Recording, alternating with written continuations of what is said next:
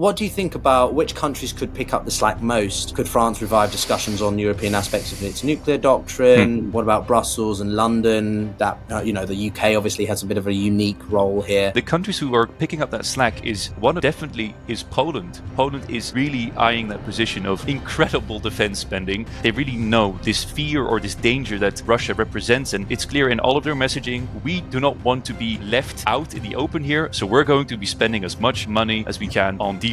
I mean, we had these discussions about Macron saying we might even are open to the idea to sending French troops to Ukraine, but at the same time they're incredibly low in the amount of support that they give Ukraine. That's always a bit of a double thing. On the one hand, very, very hawkish. On the other hand, give that much support.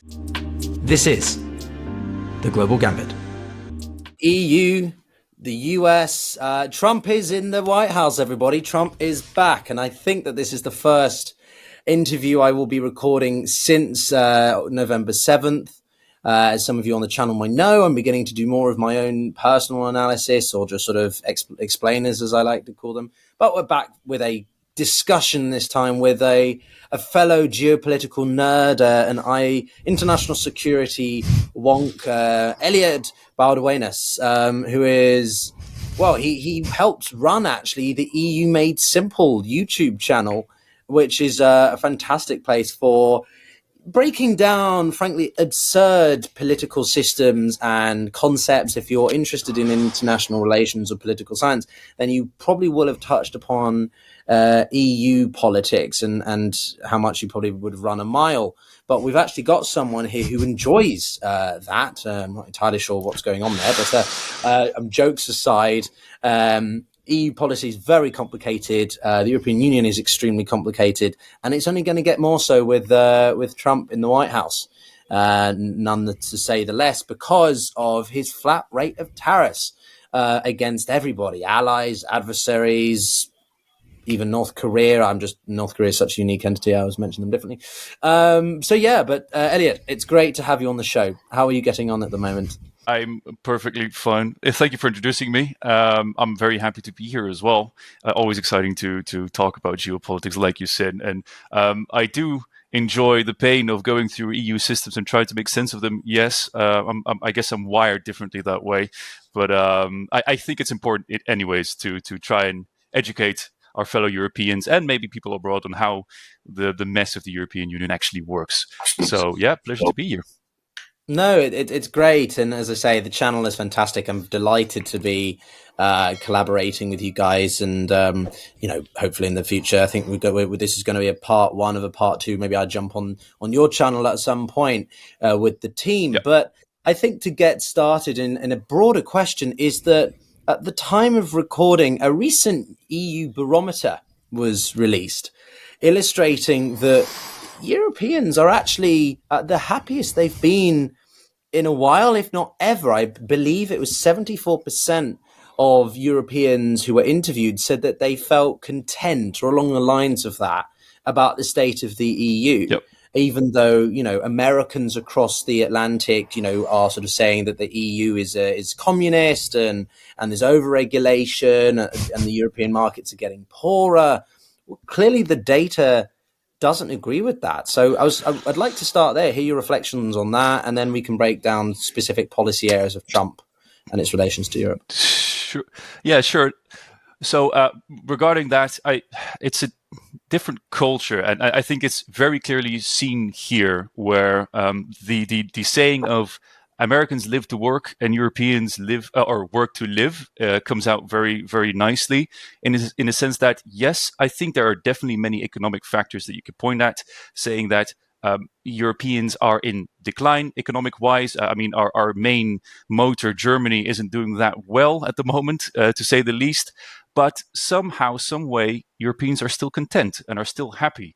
So there's a slight disconnect with what, in general, you would assume, because generally more money is more happiness. But apparently that's not the case for Europeans. And I really think this is a large part to do with the culture. And I agree with the people that filled out that Eurobarometer. I didn't, but I feel pretty happy as well. So there's some more factors going on there than just, let's say, hard economic fact.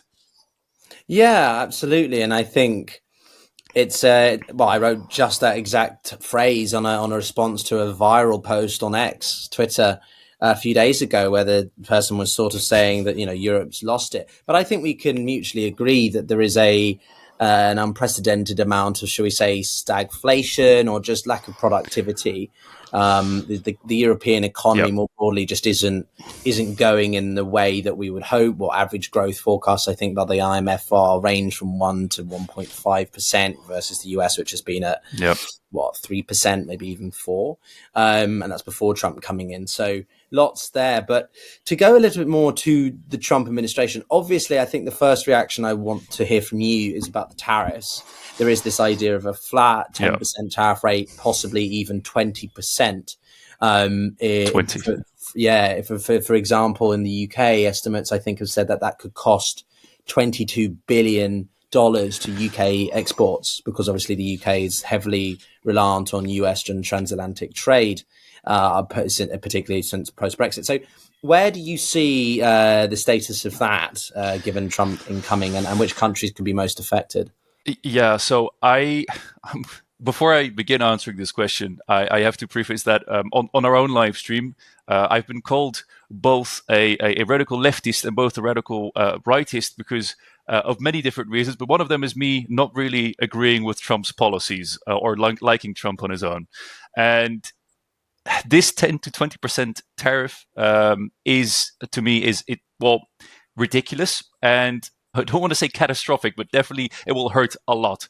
And you ask which member state will be most affected, that would definitely be Germany. And they can't catch a break because these tariffs, you have to know that the US is the largest trade partner when you look at goods and services for the European Union. So we are the most reliant on our trade with the States. If you put a 10% to 20% tax on that, it's going to cost a lot of money. And on the flip side, it's going to introduce other tariffs as well to the United States. So it's going to be a trade war almost guaranteed if something like that were to happen. That would make us, the consumer, quite a lot poorer because products are simply going to become more expensive. I mean, other than that, it's also things like both the US and the EU are each other's largest foreign direct investment partners. I want to come back to Germany because they are going to be most affected simply because the automotive industry is very large in Germany and most of those exports go to the United States. So those will be incredibly affected. So all in all, it will be a very bad idea across the board for the United States and for the European Union. And I hope to God it doesn't happen. I think that Trump's trade, of all his policies, in the banner of economics at least, his trade policy, I think, is the clearest. He's potentially going to levy 60% tariffs on China, for example. And I think that this is through the lens of, national security and geopolitics. He doesn't really care about the alliance network and partnerships. But from my understanding, and I don't know if you could break this down for viewers a little bit more, but the EU and policymakers in Brussels have been preparing, I think, for months for even what they call retaliatory measures, right? I think the two words I'm coming to mind to describe Trump's potential foreign policy is reactionary and retaliatory. And so the EU, right, the biggest collective alliance of the US is going to retaliate with their own measures, tariffs and such. What do you have an idea of what the EU could do? What they could do, you're going to see a general trend of decoupling that has been started I want to say 2 years ago, with the outbreak of the full-scale invasion with the war in Ukraine. It's going to be a trend that is going to make us, meaning the United States and the European Union, separate from each other, where the amount of trade, the amount of investment, and probably by extension the amount of cooperation in things like defense or other weapons manufacturing is going to start decreasing. And when we're talking geopolitics, I believe that this alliance, NATO especially, the largest and the most powerful alliance on planet Earth right now, in fighting like this is quite scary, just to say the least. I think it's a very. I keep looking for diplomatic words to say, but it's just shit. Okay, I can't put it otherwise. It's just bad, and especially that combined with Trump's isolationist rhetoric, it's going to be a trend of decoupling. So on both sides, if Trump starts this, Europe is going to respond in kind. Yeah, I was listening to one podcast recently, and they were sort of saying that he's not necessarily an isolationist in the purest sense. He's more just sort of, well, he's very transactional for one, but two, he's more about just trying to get any form of concessions from any individual, be it partner or adversary. He doesn't really care. As long as if he can begin to see concessions being given, then he might tone down the fiery rhetoric, right? Even in the case of Ukraine, as you've mentioned, right, it's very clear that Trump wants the war to end, but at the same time, if he thinks he's being taken for a ride or, mucked around by the Kremlin, by Putin, he will reverse course, basically do a U-turn and complete and give Kiev, Zelensky even more than Biden has been. A lot of I think complaints have been about the Biden administration is that their unwillingness to give Ukraine more so that it can do a better job of defending itself. So I don't know. How do you think about the Trump approach to NATO and Ukraine in that context? Yeah, so it is you're really touching upon the almost personalities in politics, which is always fascinating to me, is where just simply how a person is or how a leader is, how much impact that can have on our countries as a whole, or our unions or member states or everything. And it's quite schizophrenic, almost in a sense that I think only a year ago, Trump has promised something like, if Putin doesn't come to the negotiating table, we're going to give Ukraine way more than we're giving right now. We're going to push way more, and that is the complete opposite of what we've been hearing during most of his rallies, his speeches, his platform right now, which is, like you said, we have to make peace. We have to get the deal done. I'll make it happen in, was it 48 hours or 24 hours once going into the White House. But transactionality in an alliance like this, it makes sense for a businessman. So in that sense, I can kind of see where it's coming from. But sometimes politics is a lot about give and take. So giving as well as then receiving at some point. And I believe that doesn't really fit within Trump's foreign policy world.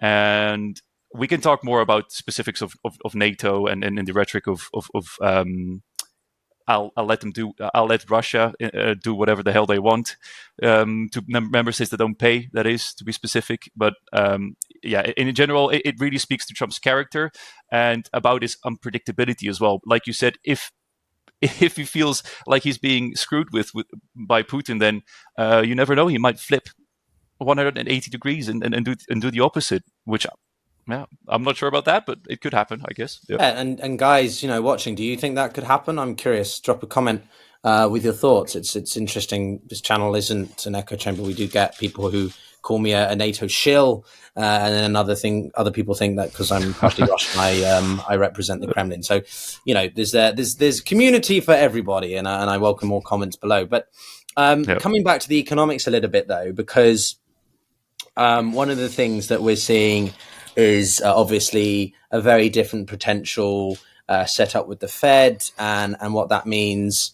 I think some analysts at Goldman Sachs, I read a report from Politico, said that the euro could drop as much as 10% against the dollar if the new administration were to enact this tariff plan that Trump wants to do, and that sort of Europe's largest companies would fall by 5%. And obviously you mentioned Germany, that they've got several massive companies that would be hit hard.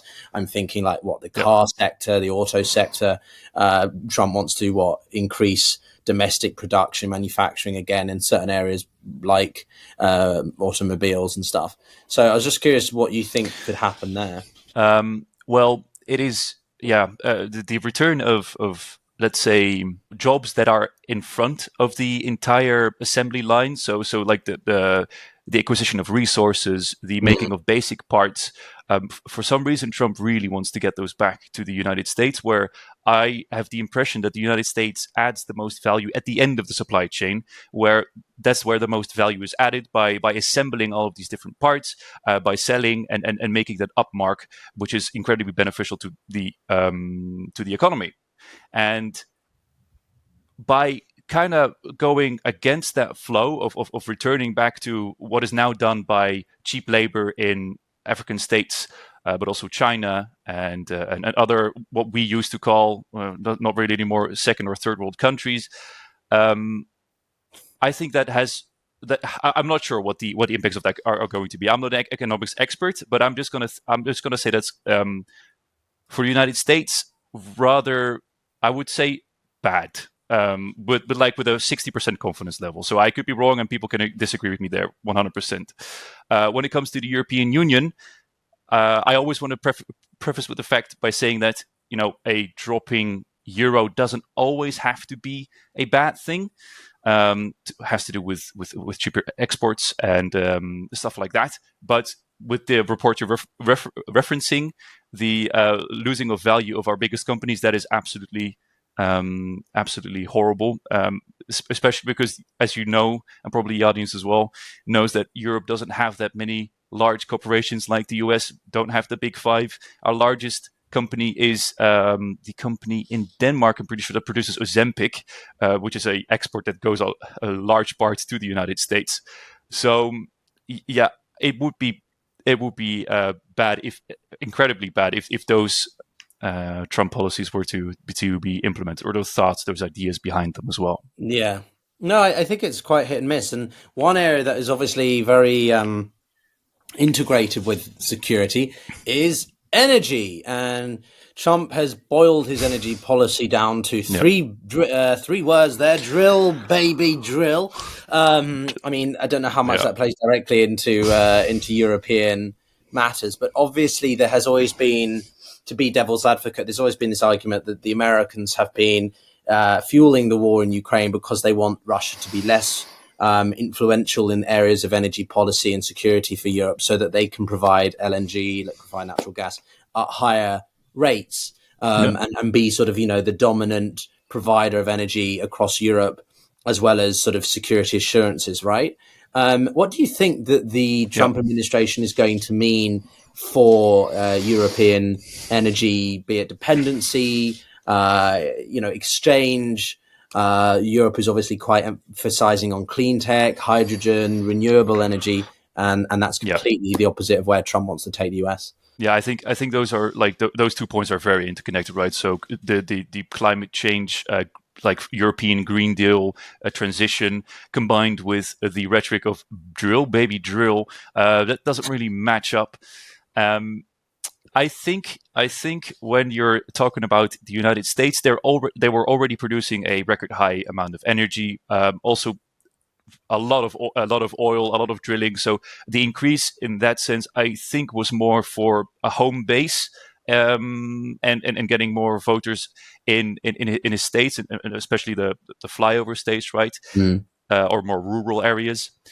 But when it comes to the European Union, I'm not sure what energy, how much that would impact us per se.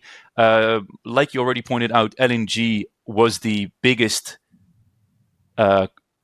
transitionary gas or like source of energy for the European Union, because everybody knows the gas pipelines were put on hold. But that has become quite a bit more cheap than since the outbreak of the war. So you have a lot more cheaper availability of LNG, and not only does it come from the US, but it also comes from multiple Gulf states as well. And yeah, I don't know. It kind of, the tariffs apply to this area as well, but I think energy is the area where it is less risky. That will be my take. Okay, interesting. Well, let's hope we can talk about the Green Deal as well, but no, for sure. I think that the Green Deal is the Green Deal is very important, like that. But again, it's if you spend any time on X, Twitter, then you'll notice immediately the direction that the people who are very pro-Trump take it, that they literally just think Europe is communist or completely socialist because we want to engage more in sustainable tech. I mean, you're Dutch, and I know there has been tensions in the Netherlands over climate policy and how it's impacting, say, farmers and agricultural sectors. But yeah, I mean, touch upon that if you want. But I was also kind of curious about, what this means for competition more broadly. Like, the Europeans want to take on big tech, with more stringent regulation and trying to cut down on capital flight or sort of nefarious business practices. And obviously the American under Trump and Musk will not like that. So I was quite curious to hear you think about how you think this is going to play out in terms of, tech and competition. Yeah, it's the forever problem of the European Union, where we always seem to be behind in tech, and many attributed that to the amount of regulation, which I think is probably in large part true, that there simply is more regulation. But maybe this kind of turns back into your first point, the first question that you asked me of Europeans are more happy for some reason, even though their economy are not doing that well at the moment. It is a very thin balancing, or like a very narrow balancing act, to look at: do we regulate or do you not regulate? Because I think you can probably put it as fact that more regulation probably means a less friendly business environment, which you're not going to have these startups like, especially like OpenAI is a great example of this. In Europe, we like to make policy first, regulations first, and then look at the companies that might follow. And if you're asking me, I'm not that unhappy with Europe making regulations. I mean, if we're taking AI as an example, I think it is a very, very important technology, but it's equally important to be protected against such a technology. And yeah, I guess it kind of depends on where you stand politically, whether you want to protect the consumer against these things, or you want to give these businesses the most open field that they can, so that they might produce valuable companies like OpenAI or even NVIDIA, stuff like that. So this would be a discussion of where would you fall on the line of regulation and not regulating. But yeah, I don't know, maybe your thoughts on that. No, I'm very much of the belief that, I don't think a degree of oversight means that it stifles innovation and productivity. Many big tech companies do not pay their fair share of national contributions. There's a reason why Google's set up in Ireland, right? Because it's got one of the lowest tax bands in the whole of the continent. And I don't think that makes the European Union communist.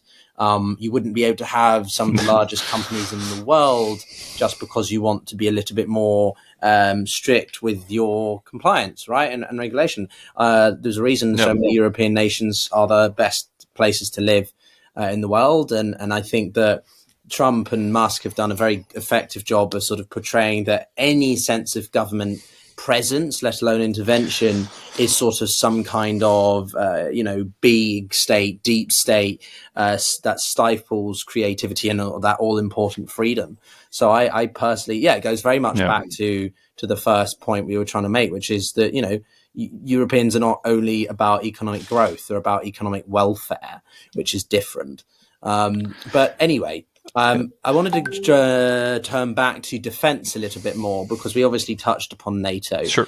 In my personal opinion, I don't feel that Trump's going to completely disband or defund NATO. I think that was some more of the rhetoric that people were implying from his statements. I certainly think he's going to hold those countries that don't carry their weight, like, say, Spain or Italy, to pull their own weight. But that being said, what do you think about which countries could pick up the slack most? Could France revive discussions on European aspects of its nuclear doctrine? What about Brussels and London? That the UK obviously has a bit of a unique role here. Where do you think they could come into play? Yeah. So I would agree with you in general that I don't think Trump will do anything as brash as dissolve NATO completely. However, I think the chance of that happening has increased from his presidency in 2016, but probably still not very likely. And the countries who are picking up that slack is one definitely is Poland. Poland is really eyeing that position of incredible defense spending to some disdain to Poles sometimes, but they really notice, or they really know this fear or this danger that Russia represents, and it's clear in all of their messaging. We do not want to be left out in the open here, so we're going to be spending as much money as we can on defense, and I think they could definitely become a leading role within European NATO, so to say. When you're talking about the French are always talking. They're always with grand aspirations, like you said, talking about a European nuclear umbrella, talking about a closer integration in European armies. And whilst you can agree or disagree with those points, I maybe it's a bit of a stereotype, but they always fail to really back that talk up with action. The first thing that I think of is Ukraine aid, where we had these discussions about Macron saying we might even are open to the idea to sending French troops to Ukraine, but at the same time they're incredibly low in the amount of support that they give Ukraine. So that's always a bit of a double thing, not double standard, but like on the one hand, very very hawkish. On the other hand, we might not give that much give that much support. Other things, Germany is obviously seen as the motor of the European Union, and especially when with the cash injection, the turning point, as they described it. Maybe, but we will have to see with German politics, especially now. The government has fallen, new elections are coming, and we don't really know how much AfD is going to be scoring there. And any AfD, to people mostly know, they're a lot more open to the idea of leaving Russia as is, Ukraine fending for themselves, and generally more of the Ostpolitik we've seen in recent years with Merkel. So who's going to pick up that slack? Well, it's going to be the modern militaries of Poland, and I think definitely do not sleep on Finland and Sweden. But maybe you have a different idea on that as well. No, I think it's I'm here mainly to learn from you. I think what I'd be interested in to follow up there is Poland's at 4.2% of GDP on NATO's military spending.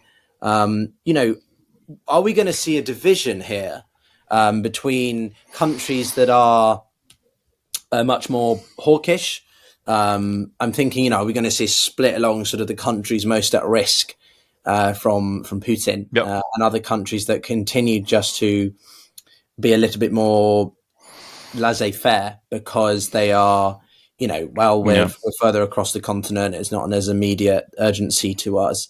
So, I'm thinking about the 3 Cs initiative. So for people who aren't familiar, there's this sort of sub-regional block of countries in Eastern Europe that Poland is by de facto sort of pushing. And could we see those countries really band together and other countries like France, Spain, Italy a little bit more indifferent? Yeah, I think you're already aiming at a very good point here. Whilst I honestly don't see those countries like really saying, okay, we're going to be the ones, we're totally going to be doing our own thing. You're going to see, like we just discussed, the leading role changing, where for years, France and Germany and the UK, if we're talking about NATO as well, were the ones with the biggest amount of weapons, the most modern equipment, and the political capital to say, where everyone the rest should just listen. And that is more and more shifting, especially after the vindication, just to be simply with the Ukraine invasion in 2022. Poland, the Baltic states, they've been screaming about this for years to not become reliant on Russia, to spend more GDP on NATO, and I think the balance is changing, so to say. So not an entirely different approach where you see a real split, but the playing field is going to be more equalized. I think that will happen most likely. Yeah. Yeah, and I think I guess it sort of is summarized most effectively in that idea of strategic autonomy, right? Macron has been a huge Yeah. proponent of this, that Europe needs to be a third pole, something that even President Xi Jinping of China has said, that he would welcome, the Europeans as sort of as a third pole to counterweight against the Americans and Chinese. And sort of that was negatively received in DC because it was like, oh, okay, so Macron sort of chummying up with Beijing, which is not necessarily the case. It was just more, for whatever you think about Macron, I think he has been quite effective in making it clear that Europe needs to think about its own autonomy. I don't want to say independence, but it needs to be more taking responsibility for its own direction. Right? We're talking about our fears of an X, Yep. Y threat or a Y risk, but we're not doing enough to take account of that. So, do you think that this could be the Trump 2.0 is the kick in the teeth that Europe really needs to do something, or are we just going to fall back into our old ways because it's just what we seem to have done so regularly? Yeah. So I think yes, but there's a very large but with this. The thing is, we've heard this rhetoric of, okay, now Europe needs to wake up. We got to stand up for ourselves. We have to, be strategically autonomous, have our own resources. Don't become reliant on any more of these states. But every single time that we say this, I don't think that much happens. And maybe this presidency, and especially the effects of it. So once Trump is actually in office and the policies start coming in, at that point we're going to say, okay, we don't want to be almost reliant on the few thousand swing states voters in the United States for our entire security and livelihood. So at some point you have to say, enough is enough, and we got to stand around our own 2 feet. And me personally, I'm a fan of that idea. I'm a proponent of that idea. But is it going to happen? I think that's more of a question mark than a certainty, especially because of that, and in European member states as well. I'm sure your audience and you are familiar with the rise of generally more right parties, generally more populist parties, nationalist parties within the European Union, and I really don't see them agreeing with policies like army integration, for example, or shared bonds, or like anything to do with more integration in the European Union. I'm not sure. Maybe the electorate doesn't agree either. So yeah, it's just wait and see in that regard, I guess. But can't we argue, and I guess I'd make this a two-pronged final question. One, can't we argue, though, that we've seen a rather inconsistent case when it comes to populist parties, right? Be them left-leaning or right-leaning. I'm thinking of your own country's leader, right? He's come in, he made all these claims, but he's actually watered down quite a lot of the rhetoric and Yep. what happened in Amsterdam with the attacks just recently. He's made it very clear he's not going to hold back on that. But Meloni, right? We think of her as a populist, and her as association with historical roles and legacies, but she's been she's pro-Ukraine. She's heavily anti-Putin, but she's a populist. Yep. So that's, so is it more that when populists actually come into power and they realize the state of the system and just how complex the EU is, that it doesn't always play out that way? And the tag-on question, that other question to that is, keeping those points in mind, what would you leave our audience with in the sense of what to look out for in the next, say, end of the year, a few months before we probably have you back on again or something like that? Sure. Okay. It's a very good question and a good point. However, okay, let me first start with my own country of the Netherlands. People call him, so his last name is Wilders, as many of you might know, but people now are calling him Geert Milders, which roughly translates to like Geert, but more mildly. That's because of his rhetoric, exactly like you said, is toned down quite a lot, and the policies following that haven't really come to fruition yet.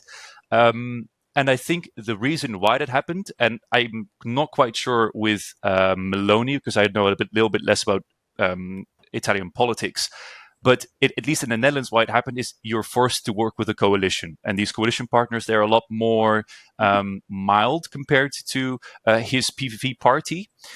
But now comes the point that kind of brings it all together, is that many fear that with a Trump victory in the White House, these nationalist parties are going to become more popular or maybe more successful. Once again, that's kind of wait and see, but some experts really fear that that's going to happen. And once that happens, where you're going to get far-right parties, far-left parties in some cases, in an absolute majority or almost absolute majority, that forcing of becoming more mild might fall away. So there's a lot of if buts and mights there, but that's the logic that is being used there. And then what I leave the audience with, if you're a European audience member, definitely look out to the statements of the Commission, to your country's leaders as well. We're going to be seeing a change in rhetoric, I think, a shift in even the more, let's say, Eurosceptic. So in that case, I think it might be a better development of maybe saying, okay, we're Europeans, and the EU has always been a bit of a question mark for some, but at least we now know that we have to stand on our own 2 feet. Excuse me. And once that rhetoric shift happens, after that, you should definitely look at, is there anything going to be implemented along those lines? Or are we going to see, for example, shared borrowing within the European Union? Are there going to be talks about integrating more of national armies together? Are we going to see a European task force even? Things like that. So really try and match up the rhetoric of the politicians with the policy. And obviously EUMISM was going to try and help with that. But shameless plug, I'm sorry. Yeah, definitely look at that discrepancy, if there is a discrepancy. Maybe not. And for the outside of European audience, I would say that's a good thing, because I didn't really think about that. I mean, for the people of the United States, I always want to end a bit positively there. Trump presidency. Sure, I don't think the world is going to end. It might be bad for the European Union, might be bad for you, but we will live, we shall live, we will breathe and move on. 4 years, so it's gonna be okay. And yeah, I think positive note. I think that should do it. I mean, I don't know how many viewers you have from South America, but yeah. No, well, the time of the recording, the video that I've just released is on Brazil, actually. So people are interested. We do cover the Latin American sphere as well. But Elliot, of the EU Made Simple YouTube channel, it's been an absolute pleasure. I think you made it clear from the offset that you're not a fan of Trump, and whilst I don't think he's necessarily the best person for foreign policy, I understand why many Americans voted for him and what he represents to them. Protectionism, or the idea of putting your own domestic issues first. I do agree with the debt crisis, the deficit being absolutely way too high. I do agree with him that, more European nations need to pick up the slack in terms of defense spending in NATO. So when it comes to Europe, I don't think that his approach is necessarily the wisest. If you enjoyed the conversation, then drop it a like, drop a comment if you haven't already. And as always, I wish you peace of mind. And as we say on the Global Gambit, you got to get playing or be played. Until next time, take care.